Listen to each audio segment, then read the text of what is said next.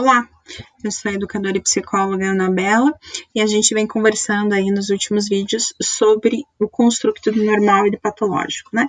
E aí a gente vai dar continuidade agora, adentrando um pouquinho mais no que estaria para a patologia a partir do texto da Zétula, ok? Muito bem. Quando a gente fala, então, sobre, lembrando um pouquinho, né, do último vídeo, quando falamos sobre normal, o que o texto da Zétula nos apresenta é uma possibilidade de entendermos a normalidade não a partir do comum, do normatizante e da regra, mas sim a partir do sujeito que diz e de cada situação, de cada elemento, enfim, né, atuando a partir dessa sensibilidade frente ao sujeito, né, frente ao que, né, a gente traz muito em sala de aula, o cliente, o usuário, a instituição, a comunidade, o grupo, a sociedade. Então, entendendo cada uma dessas variáveis, não separadas, né? Ao contrário, entrelaçadas e percebendo, inclusive, as tantas transversalidades que podemos encontrar, né? A partir dessa compreensão do que seria, então, esse fenômeno, esse sujeito. Muito bem. Quando a gente fala sobre patologia, então, olha lá, a patologia não é anormal. Começa aqui. No sentido de um afastamento ou ausência da norma, mas simplesmente outra forma de regulação.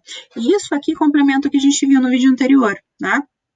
Porque lá o que eu estava apresentando para vocês era uma possibilidade de compreensão, então, do que seria o anormal a partir de um objetivo normatizante da população, de um objetivo de normatizar, tornar padrão, né?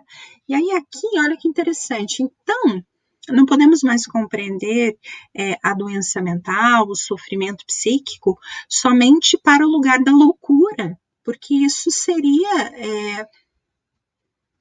não seria nada funcional para a compreensão do que estaria para o sofrimento do sujeito. Preciso compreender aquele que sofre, ou os tantos que sofrem, a partir da possibilidade de uma norma, da normatização. Um exemplo. Hoje, quando nós falamos sobre transtornos alimentares, nós podemos falar sobre a bulimia, nós podemos falar sobre a anorexia, a gente pode falar sobre o transtorno gourmet, a gente pode falar sobre uma série de transtornos especificados, ok? Existem, inclusive, informações importantes, né, nos manuais, nas tantas pesquisas que estão sendo feitas, quantitativas, qualitativas, que falam sobre esses transtornos. Agora, eu não posso me esquecer que muitos desses sujeitos que estão em sofrimento devido ao transtorno alimentar também estão inseridos em uma comunidade humana que lhes diz que o seu corpo deve responder a determinado padrão. Consequência, esses sujeitos acabam, enfim, né, vivenciando determinados sofrimentos intensos, né, e isso acaba por promover outros tantos sofrimentos, podendo chegar, né, ao diagnóstico, então, de um transtorno alimentar. Uma coisa não está desvinculada da outra. Olha o juízo de valor aqui. Então, não é que não existe norma no transtorno mental ou na loucura. Então, aquele que apresenta o transtorno alimentar seria um sujeito que não obedece à norma? Será que não poderíamos falar justamente sobre o contrário? Quem sabe seja um sujeito que, enfim, devido, né, a questões específicas, que eu não vou me aprofundar aqui, seja um sujeito que tente tanto responder à norma, né? Ou seja, quem sabe ele seja tão normatizado que ele não consiga, enfim, elaborar, entender, né, o que estaria para o sofrimento da sua corporeidade. E aí ele acaba manifestando, enfim, né, comportamentos disfuncionais que serão, então, psicodiagnosticados como transtornos alimentares. Então, o sujeito apresenta um sofrimento que está enlaçado com o que a sociedade lhe diz, com o que nós, enfim, entendemos como normatização daquele corpo, não conseguindo entender, elaborar e vivenciar isso de forma funcional, ele acaba manifestando determinados comportamentos disfuncionais e nós mesmos, né, ou seja, nós, a comunidade humana que criamos esse padrão normatizante das corporeidades, também somos nós que dizemos que então ele estaria para o lugar da loucura. É loucura, né, você não comer. Ok, é loucura você não comer, mas não é loucura eu pedir que você seja de determinada forma?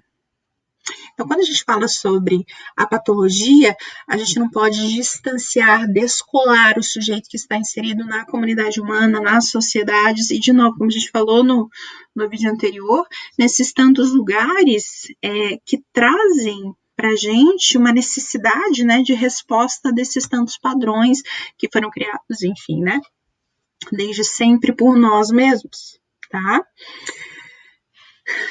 Entender um pouquinho do que seria, então, esse lugar de que a patologia, ela não é anormal.